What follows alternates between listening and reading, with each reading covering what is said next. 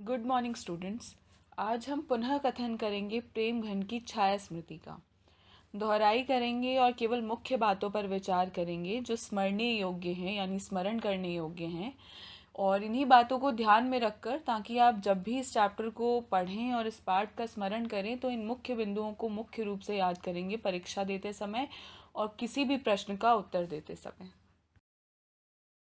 तो सबसे पहले साहित्य का प्रभाव।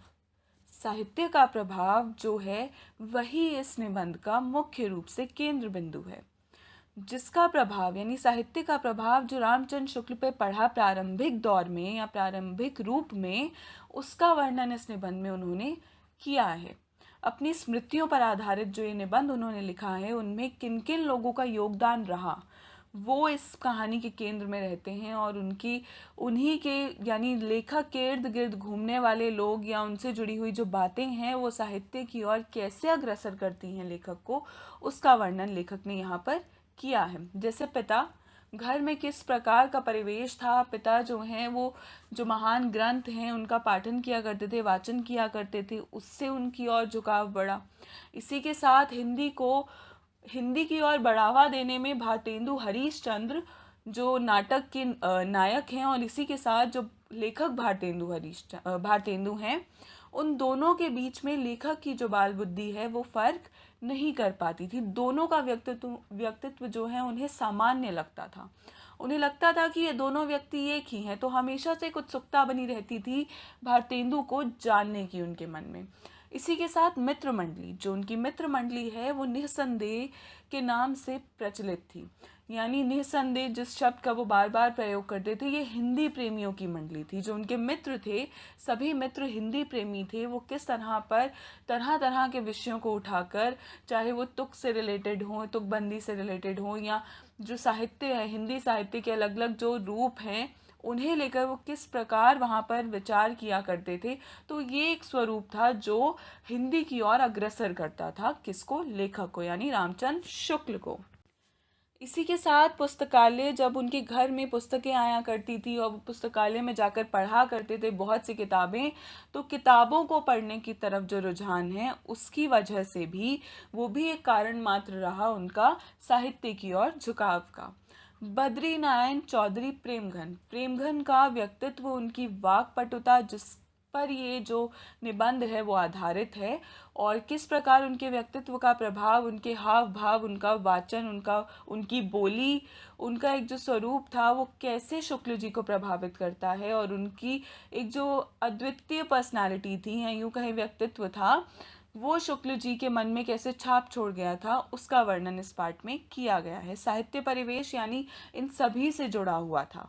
ये सभी जो हैं साहित्य परिवेश बनाने के लिए थे, और उनके जीवन में एक साहित्य का परिवेश बनाया जिसने एक ऐसा माहौल, एक वातावरण बना दिया जिसके चलते रामचंद्र शुक्ल एक बड़े आलोचक और आचार्य के रूप में हिंदी साहित्य में जाने जाते हैं। तो ये लोग हैं जिनकी वजह से उनका हिंदी में रुझान बढ़ा और वो इतने बड़े मकाम पर पहुंचे।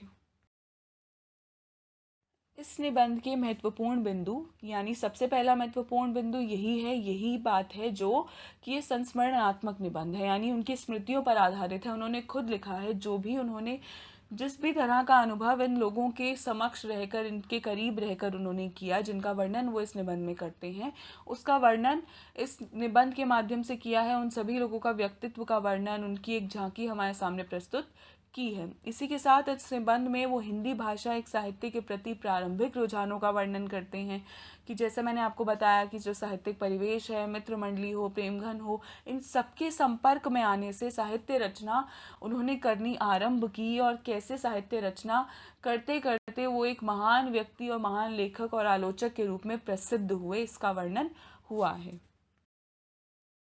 इस पाठ की जो ध्यान रखने योग्य बातें हैं या जो ध्यान रखने योग्य प्रसंग हैं, उनका पुनः वाचन कर लेते हैं ताकि आप उन्हें पुनः स्मरण कर पाएं और इस पाठ को अच्छे से प्रभावी ढंग से समझ पाएं।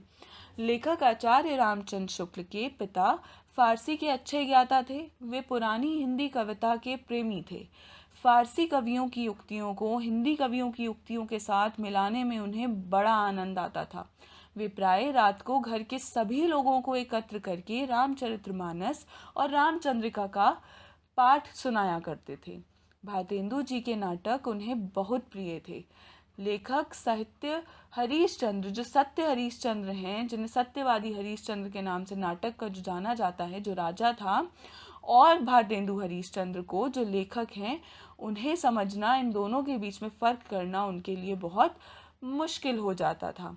जब आचार्य रामचंद्र शुक्ल 8 वर्ष के थे, तब उनके पिता का तबादला राठ तहसील के मिर्ज़ापुर में हो गया था। कहाँ हो गया था? राठ तहसील के मिर्ज़ापुर में।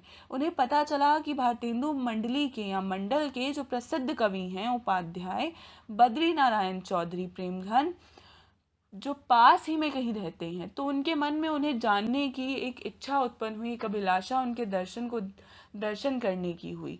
वो चाहते थे कि वो देखें उन्हें जाकर, तो इसीलिए उन बालकों की एक मंडली बनी और 1.5 मील का सफ़र तय कर वो वहाँ मकान के नीचे पहुँचते हैं।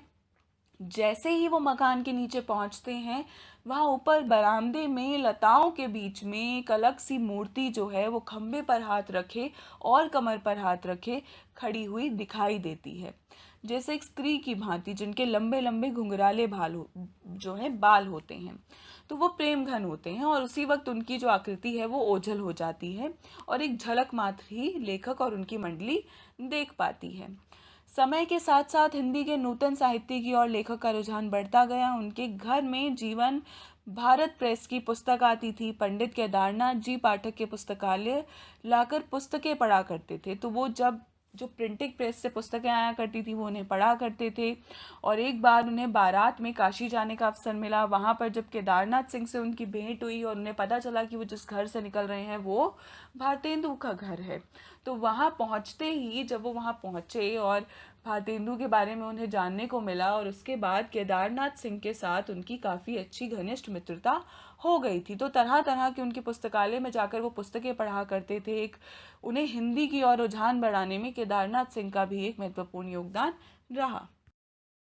16 वर्ष की आयु में उनकी जो एक मंडली बन गई थी हिंदी प्रेमियों की, जिसमें मुख्य तौर से काशी प्रसाद थे या जायसवाल जो थे वो थे और भगवान दास थे। ये सभी जो हैं वो उस मंडली के सदस्य थे। लेखक जिस स्थान पर रहते थे वहाँ अधिकतर जो है वकील, मुख्तियार और यूँ कहें कि कचहरी के अफसरों का उनकी बस्ती हुआ करती थी, और वहाँ के लोग ज़्यादा जो है वो समझ नहीं पाते थे। तो अक्सर वो इस मंडली को निःसंदेह शब्द इस मंडली में सुना करते थे, क्योंकि अक्सर ये जो मंडली है वो निःसंदेह शब्द का प्रयोग किया करती थी।